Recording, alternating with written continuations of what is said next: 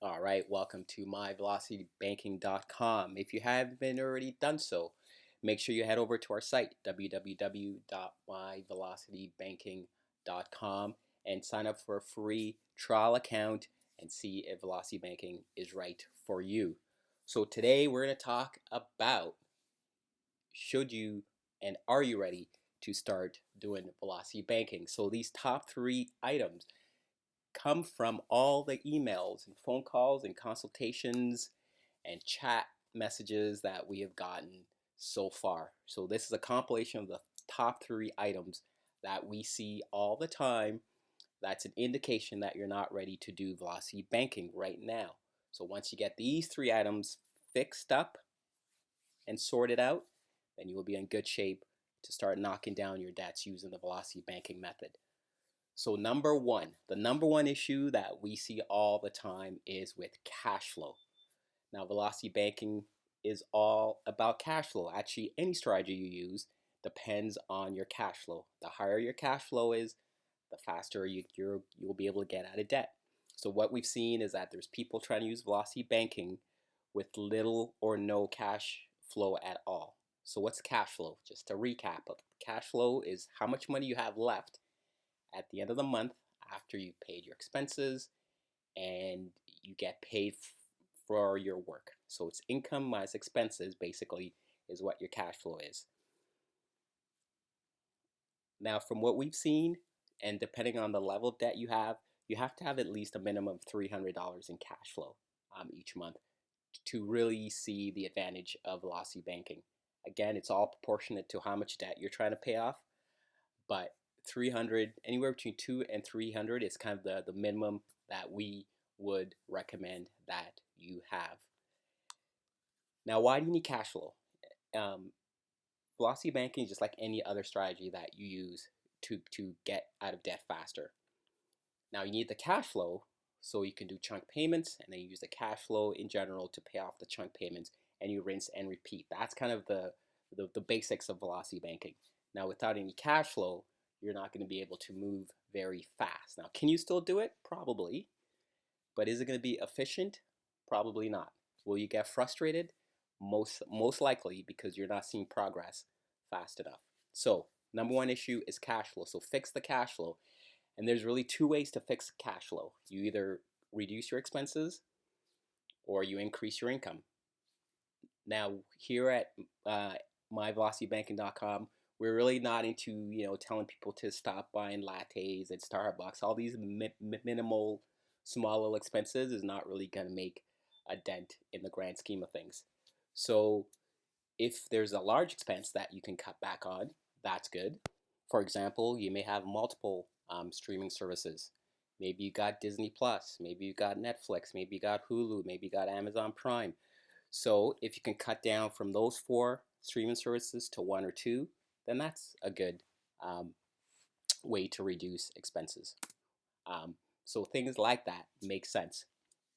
Or you could look at the other side. You try to increase your income by doing a side hustle every now and then. If you do have a velocity banking account with us, we send out monthly emails, and in that emails every now and then, if we come across a really good side hustle, it will be in that email. So make sure you keep an eye out for that. So that's really the only two ways that you could increase your cash flow. So you have to work. So you pick what's the best for you. Either you work on income side or you work on the expense side. The number two item that we see the most is not having a viable debt tool. Now, like we said before in part number one, the issue is always that if you don't have a viable debt tool, so a debt tool is just either a line of credit or a low interest rate credit card that you use to chunk to, and then you would use your cash flow to pay off that chunk.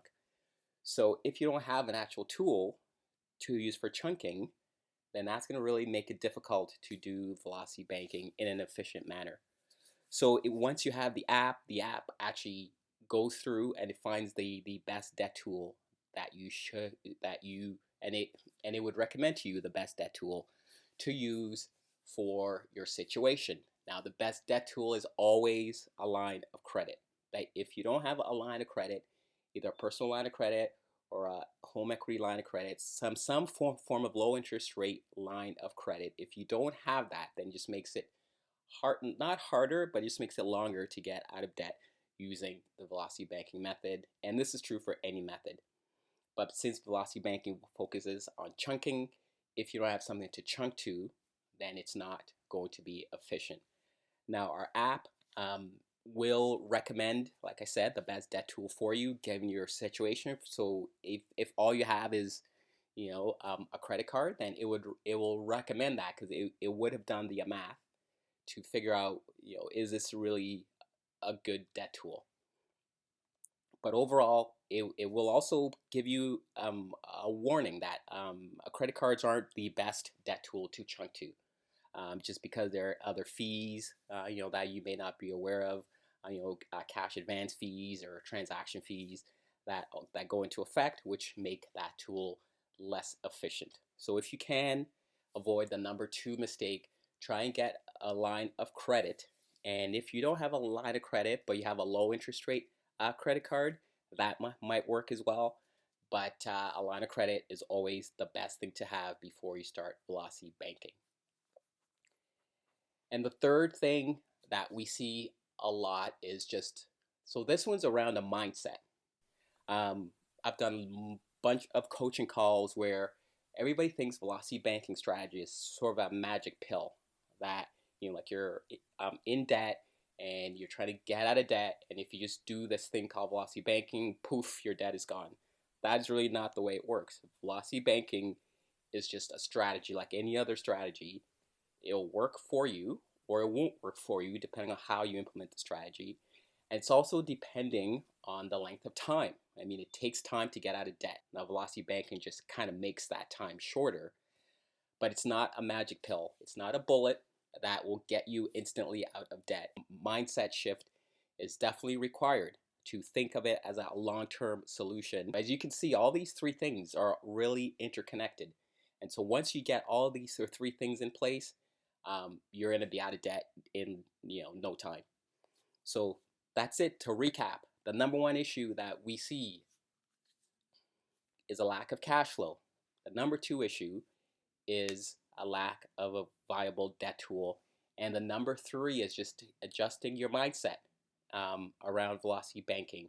If you've not already done so, make sure you like and subscribe to this channel to get more updates on how to implement the velocity banking method. And then head over to our website, myvelocitybanking.com, and sign up for a free account